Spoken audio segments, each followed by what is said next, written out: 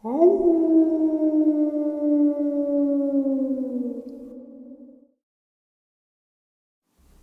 greetings and salutations, everyone. It's another fine, beautiful day. Today I have a set of terrifying encounters to share with you. Before we get into those encounters, though, a couple links I'd like to share. As you know, I rely on Patreon, my PayPal, and my merch store to help the channel to continue to grow and go. Those links are in the description below. Also, Dogman Frightening Encounters, Volume 1, 2, and 3, the audiobook versions. They were written and researched by Tom Lyons, narrated and produced by me, Jeffrey Nadolny. Those audiobooks are available on Audible, Amazon, and iTunes. The links to those books are also in the description as well. Now, everyone, I've taken too much of your time. Let's get on with today's upload. Shall we? Today's first encounter. A bit of backstory before I start this. I live in northern British Columbia, Canada, and a couple of years back my friend had invited me to come with him, his mom, and his sister to a resort by a lake an hour and a half or so out of town. This was at the end of June and the beginning of July. I put resort in quotations because it's a main log building where you check in, but it's also a restaurant as well. A few log cabins, and some spots down by the lake for RVs and stuff to park in. There's a highway that you turn off onto the lot where the check-in building is. And to the right of the highway is a forest for miles, as well as everywhere else around that area. The only thing that stands out is the highway, which cuts through the woods. Around the lake is some houses and whatnot, but generally speaking, if it isn't a long weekend, there aren't too many people out there. The cabins and RV area is separate from the main building, and it's about 5 to 8 minute walk away from the cabins up a spiral road. A little bit past the main building, there's a clearing where you can sit at a couple of tables that look like they haven't been sat on for 10 years or so, as there's vines and grass that have grown around them and on them. And about 50 feet into the woods past those tables are two small lagoons surrounded by an old wire fence. I'll talk about why the lagoons and the table area are important later. So we get there in the evening, unloaded the car, got acquainted with the log cabin, which is really nice by the way. And then we went out to explore around. Not too much interesting stuff happened on the first day as we didn't explore a whole lot before dark. Skip to the next day and it's cloudy and rainy, which we actually are hoping for, as that meant that there were very few people at the resort and we'd get free reign over it. We explore down by the lake and around the cabin area more thoroughly and eventually make our way to the clearing where the tables are located. We look at the tables and saw they hadn't been touched in what looked like a long time from the amount of grass and weeds that had built up around it. And while investigating, I noticed that around 50 feet or so back in the woods, there was what looked to be a clear area. We slid down into this ditch-like area, which is probably around 8 feet difference in elevation from the table area, and tramped through the brush. We eventually came to the spot, which we're pretty sure are the lagoons due to the way they were constructed, and noticed there was a wire fence around it. We walked around the area planning to leave until we saw what looked like a spot where a large animal had walked over the fence and crushed a portion of it. Not really paying attention to the fact that a large animal may have been in the area, we dismissed those thoughts and said that it probably was bent like that for a long time. We tootled around the area looking at the lagoon and eventually left, planning to come back the next day with some big rocks to throw into the water, as it was getting time to eat dinner. The next day we came back to the tables planning to go to the lagoon area again.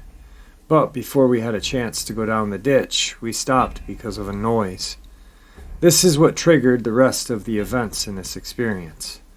The noises we heard were those of walking over small twigs snapping, them in the lagoon ditch area we had traveled on the previous day. Keep in mind those footsteps weren't there before. We stuck around for about 10 minutes or so until we got hit with the intense feeling of dread. After this, we said screw it and went back to our cabin where we played poker for the rest of the evening. While playing, we discussed the events that had taken place and eventually laughed it off, saying it was probably a bear passing through, or rabbits in the area. The next day, it was raining heavily and much darker than the past couple of days. We left our cabin and planned to go to the lagoon area, but we wanted to chill around the medium forested area to the cabins that I forgot to mention in the beginning of this. As I previously said, after we had originally gone to the lagoon area, things started to get weird. We were messing around in the woods, breaking big sticks on trees, when we heard what sounded like someone else doing the same thing, about 200 feet away in the direction we were facing. It was hard to judge how far exactly it was because of the way the forest carries sound, but it was pretty far in front of us. We wouldn't have cared too much about this until we took notice of where it actually was. The entire area around there and beyond is all forested, and having someone in those forests along with us that far in, and in the least favorable weather, very few people at the resort at that time, it's pretty unlikely. We decided to leave the area and to come back later during the evening. Spoiler alert, definitely not a good idea. So after leaving that area, we went around the lagoon area and listened for a couple more minutes. We couldn't hear any walking, so we assumed that we were right about it being passing forest creatures. Not even 10 steps in, and I tell my friend to stop moving. We both stop and listen. We hear what sounds to be steps again, but they were coming in louder and faster. We get that same overbearing feeling of dread. We hightail it out of there, spooked as hell, and book it back to our cabin. Later that evening, we returned to the forest clearing earlier, where we had heard the branch against the tree noise. We again started smacking branches on the trees, this time not hearing anything. But as I turned to my left, something caught my eye. There was what appeared to be a person standing behind the tree. I saw them duck behind it, and then noticed that I noticed them. I nearly shit myself as I yelled to my friend that we needed to get the hell out of there. We sprinted back to the cabin. Later that night, we were sitting in the loft area where our beds were. We were discussing what had happened, with much less joking this time, and trying to make sense of what had happened. We started with the branch hitting the tree noise. At first, we tried to dismiss it as an echo, but remembered that the echoes weren't prominent at the time, especially 5 seconds after hitting the tree. I only saw the creature, but I knew it was not a person. We weren't too sure about that, so we moved on to talking about the lagoon and table area. Nothing really too interesting came up in that convo. We left the next day as our booking had ended. This isn't the end of the story, however. We came back last year around the same time, end of June, beginning of July. But we brought another friend with us this time. We showed him around and briefed him about what had happened the previous year, and he took it with a grain of salt, as any sane person would do. This eventually changed over the next 3 days. The activity this time around wasn't as much in the side forest where I saw the creature, and where me and my friend heard the tree noises, although we did hear the return knocks again, but in the lagoon table area. I'll just skip to the juicy stuff. So after showing our friend the lagoon area, we decided to enter it after not hearing any noises. Went well, and we returned the next day. This time the footsteps were there once again, but a bit closer than before. We left the area, but returned around an hour later. We were determined to see what was repelling us out to that area, but to get in, we had to be quiet. Slowly, we went down to the ditch and to the lagoon without hearing anything, or anything hearing us. And we didn't see anything there. We heard something snap a little further out. So without making too much noise, we got out of there. The next and final day before we had to leave once again, we returned to the Table Lagoon area, where we were planning on going to the lagoons again. But when we were at the table area, we heard something new. It was sort of a screeching noise. It sounded like a person at first. We thought it was a person who had injured themselves and was calling for help, but I made everyone stop and just listen before doing anything. We listened to it, and from what I heard, it sounded like a mixture between a person yelling and an angry cat hissing and a shallow dog barking. My two friends decided that they wanted to get closer and investigate the sound. While I was opposed to it, we went anyway, but I stayed much further away as my guts were telling me not to go. We threw rocks near the area where the sound was in hopes of flushing whatever it was out.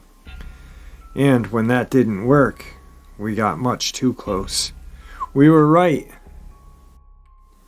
at the edge of the ditch close to the tables when I got as close as my friends did and something happened. The thing that was making the sound had thrown either a large log or had knocked over a tree, judging by the sound. But I didn't exactly stick around to investigate. I turned tail and bolted as fast as my legs would carry me. I was maybe 15 feet ahead of my friends, as my danger reflexes were faster, and it registered to me faster that I needed to get the hell out of there. We were about 100 feet away when we came to a stop. Nothing was after us. But the sounds resumed. We walked around the main building, and when we came around, there was a black bear standing there. We let out a sigh of relief as we thought we had been spooked by the bear, but we then shifted back to our previous feeling of dread when the bear did the same as us, and got the hell out of there as fast as it could. We didn't investigate further and ran back to our cabin. Nothing further happened as we left the following day due to our reservation being over. I might go back next year as it's approaching the same time. This is why I'm sharing this. I want to get it out, what I had so far, and if I do go again, I'll update everyone about my experiences. I don't know what the lagoon table creature is, but I sure as hell know it wasn't that bear. The other thing in the forest I'm not sure about. I think that there are separate things as the woodsman or tree knocker as we've nicknamed it. This is more elusive and seems to be luring us into that area, while the screecher is very territorial and aggressive. I've tried to find things online about similar experiences in the area, but I've come up empty. Which is another reason why I want to share this. I hope someone has some sort of idea of what it could be. Despite the strange things going on there, the location is absolutely beautiful. The cabins are nice despite the spring beds, and the food at the restaurant is also quite tasty. The place is called Purden Lake Resort. If you look it up on Google, it's the one with the green roof.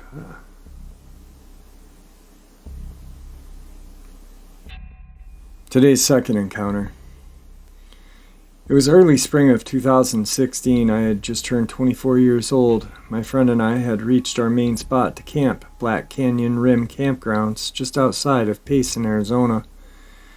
We'd usually travel out there 2 or 3 times a year. It was some incredible views and only a couple of hours away from the city. For the most part, this area is pretty secluded. A privately owned convenience store rested a few miles away, with a small town 20 miles before that. The entrance was a dirt road directly off the highway with a campground sign at the start of the road, marking local wildlife, any fire hazards, and general news relevant to camping folk. The pathing is mostly linear, with maybe one fork spanning several miles. We once traveled down the dirt road to see how far it'd take us. One of the paths would take you onto another highway entrance with a ranger's tower halfway there.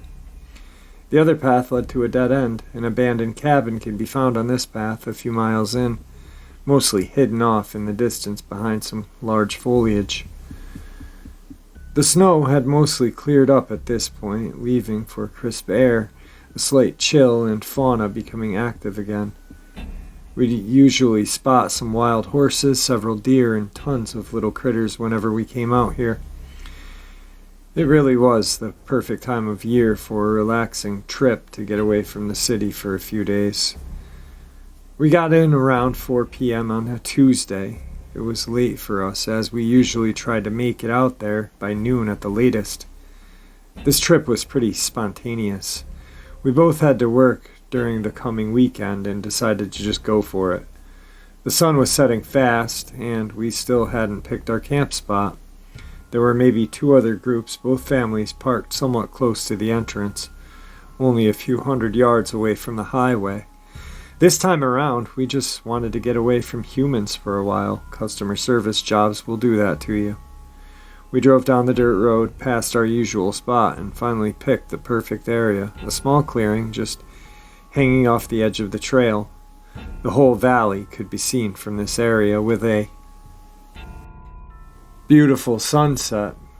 This would have been our main spot from then on if the next night's incident had never happened. We agreed to get campfire going and would just avoid building a tent this trip. We didn't have much time to do it anyway, and her car wasn't that uncomfortable. I'd sleep in the back seat and she'd take the passenger seat with the window slightly ajar. We had a few blankets for each of us and would fall into an unrivaled slumber. The next day went fairly uneventful. We just decompressed. I had this strange feeling throughout the day, like we were being watched. There were crunching of leaves just out of sight every few hours, but I figured it was just local wildlife doing their thing. My friend didn't notice anything unusual, so I didn't dwell on it. Night came and the feeling still had not gone away. My friend must have felt something. She didn't vocalize it, though. She took some of her sleeping pills. She didn't usually need to take them on our camping trips. The nature's ambiance was enough to put her to sleep, I thought. It was nearing 1 a.m. My friend dozed off in the passenger seat while I attempted to wind down in the back. I leaned against the side window behind the passenger seat, legs outstretched to the car door. The window opposite of me rolled down slightly with a cool breeze flowing in. I had my phone scrolling through Facebook or whatever when I heard something outside. A few crunches on the falling leaves, several places outside of the car. I whispered to my friend, "Did you hear that?" But she was already out. I put my phone down and listened intently for a minute or two. Nothing. It must have been a small animal. Curious about our camp, I went back to my phone, scrolling through social media. About 10 minutes had passed when I heard it again, crunch right outside the door. I lowered my phone and my eyes took a moment to adjust to the light of the phone into the deep dark woods. As I turned the phone away from me, the backlight illuminated the window above my feet. To this day, I cannot get the image out of my head. Dirty, scabbed hands held onto the window, the fingers wrapped inside of the car. The nails were long and unkempt and dark. Behind the window, a silhouette of a face was pressed up against it. The breath would create condensation every few seconds. All I could make out were the reflections of those empty black eyes. I couldn't move. I couldn't scream. It felt like an eternity. The staring contest between me and this thing. Thoughts were repeating throughout my head. Why haven't they ran away when they saw I noticed them? What were they planning? Is this the face of my death? After maybe 10 seconds of not doing anything, the hand slowly unclenched the window and receded into the darkness. The condensation on the window dispersed.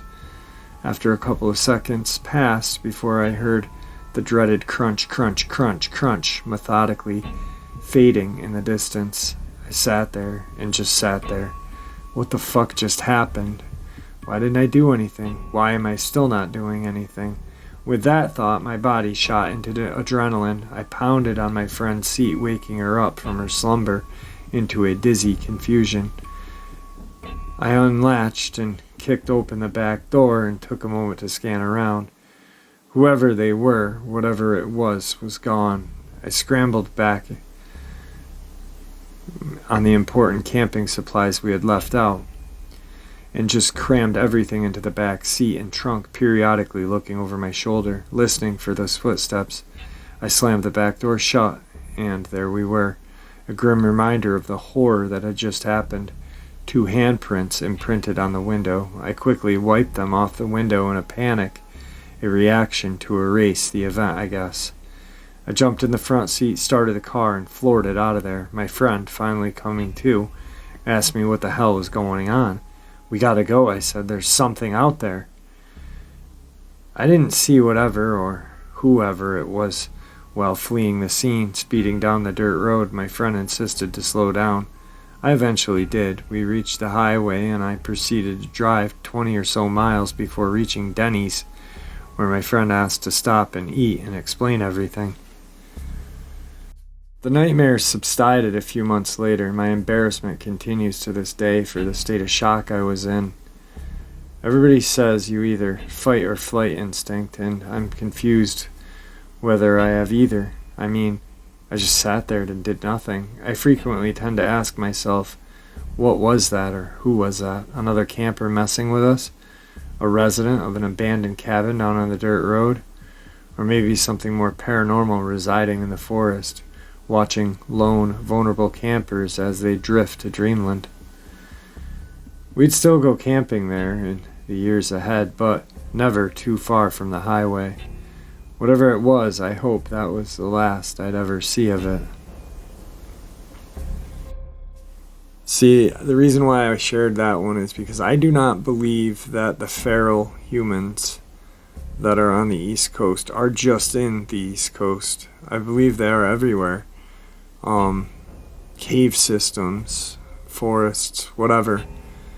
I truly, honestly believe that these things are everywhere. I think possibly that when people see these things, it's a quick, brief flash, and that may be a mistaken identity for what do they call them? The crawlers / rake.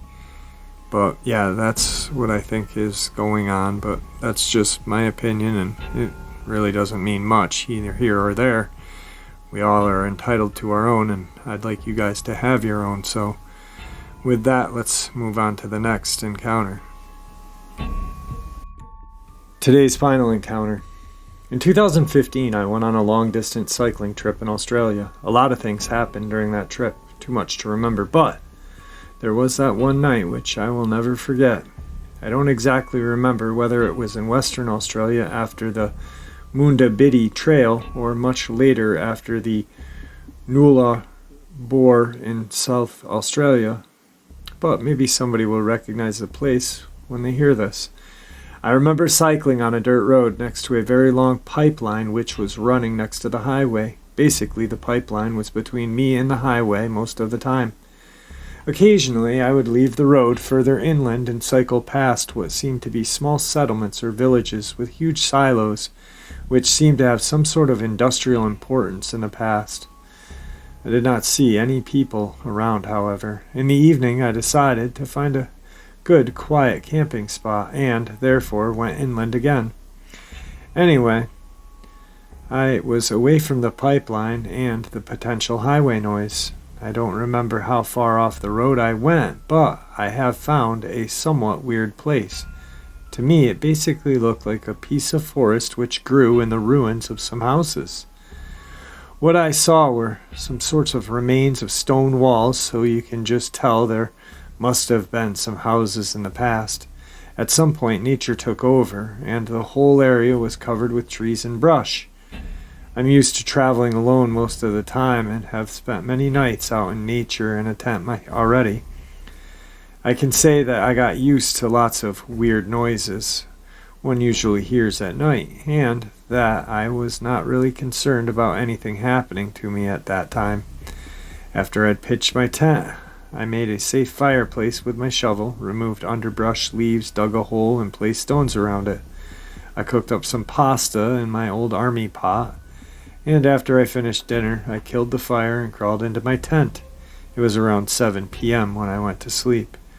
I reckon, unlike in Europe, it gets quite dark early in Oz, like 6 p.m., so I usually went to sleep around 7 and got up between 4 and 5 in the morning. You want to start cycling rather early before the big heat spikes at noon. To me, everything was business as usual, except it wasn't from that point on.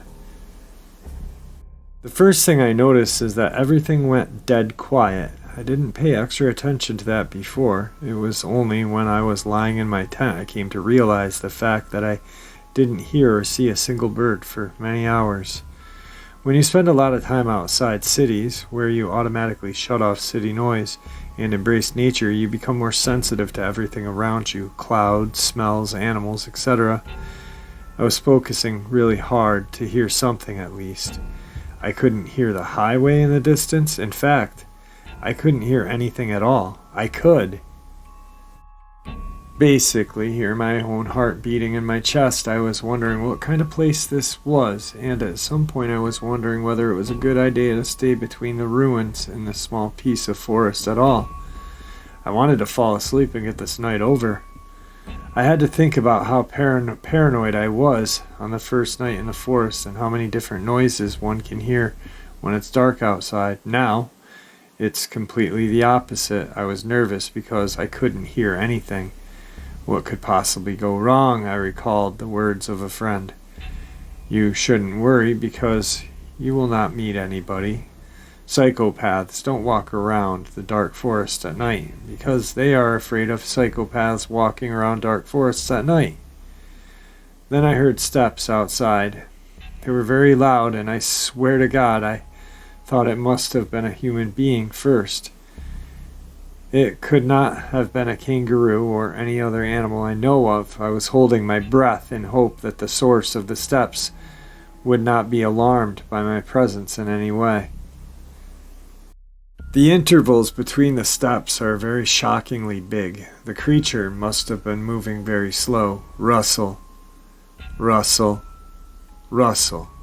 I tried to remain as silent as possible. It was pitch black outside, and I had no clue how to respond to the situation. Something just walked past my tent. I thought I was dreaming, but I was not. The steps were slightly audible in the distance. As quietly as I could, I sat up, but was still too paranoid to open the tent. I did not know what exactly I was supposed to do anyway. I was positive the creature did not register my presence, and I was relieved for a moment. I was focusing on the steps, but could not hear anything for the next 5 minutes. Just as I was about to calm down, rustle, rustle, rustle. I sat up immediately and grabbed my shovel. The steps were really intense now, and the creature seemed to be walking in circles around my tent, because the sound seemed to come from multiple directions. What should I do? Grab the torch, jump out of the tent, and stand my ground?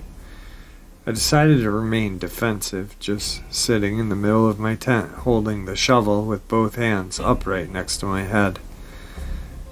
At some point, fear turned into something like rage, and I was like, "Come and get me, mother effer." Nothing happened, however. The steps continued. I was sitting there for what felt like 2 to 3 hours, and eventually got tired, and eventually fell asleep. Next morning, I could not detect any trails, nothing around. I packed up my shit and got the hell out of there, back to the pipeline. Moral of the story is don't camp in ghost towns or in house ruins in the forest. Alright guys, I hope you enjoyed today's upload as much as I enjoyed sharing it with you. Definitely some creepy ones today. God man, I'm really hoping that I feel better very soon. Because I'm dying to go out in the woods and just do some real videoing. I want to share with you my experience again, but right where it happened. And I'm not feeling any better. Actually, I had a doctor's appointment yesterday, and it didn't go really great, actually. My neuropathy is back 135,000%, and I'm on different medication for that now. And it's probably not going to work after the decompression surgery and shit like that. So, and yeah, I don't really know what to make of it, but my health is just declining now, and it sucks because I thought I was doing better for a while.